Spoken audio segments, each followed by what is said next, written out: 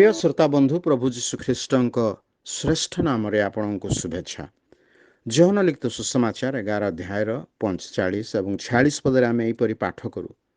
अतएव जिहुदी मानक मध्यरु अनेके अर्थात जो माने मरियमଙ୍କ निकटକୁ आसीथिले और जीशुଙ୍କ कर्म देखिथिले सेमाने ताहांक ठारे विश्वास कले। पुणी सेमानक मध्यरु केही केही फारुसी मानक निकटକୁ जाई जीशु जहा जहा करिथिले सेई सबु सेमानकु जणाइले।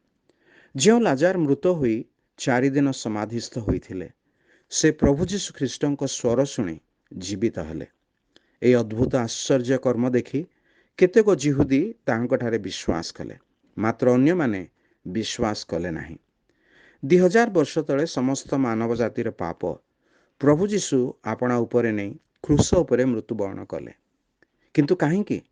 कारण मनुष्य जातिर पापर दंड स्वरूपे नर्क निरूपण करियछन्ति ईश्वर। किंतु केही जे नर्करे विनष्ट हेउंतु एहा ईश्वर चाहंती नाही। तेणु मनुष्य जातिर बदलरे प्रभु जीशु ख्रीष्ट दंड भोग करबा निमंते मानव शरीर धारण कले। जेपरि जे केही तांक ठारे विश्वास करे से निजर पाप क्षमा और अनंत जीवन परित्राण ईश्वरंक ठारू प्राप्त हब। सेहीपरि व्यक्ति नरकरू रक्षा प्राप्त हुअन्ति। आज मध्य जेतेबेले सुसमाचार आपणक निकटक आसुअछि केतेके विश्वास करिवे आउ केतेके विश्वास करिवे नाही। तेबे आपण केउ दलरे अछन्ति? जो माने विश्वास करी परित्राण प्राप्त होई अछन्ति सेमानक दलरे ना सेई मानक दलरे जो माने विश्वास न करे आगामी नरकर दंड निमंते अपेक्षा रहिछन्ति?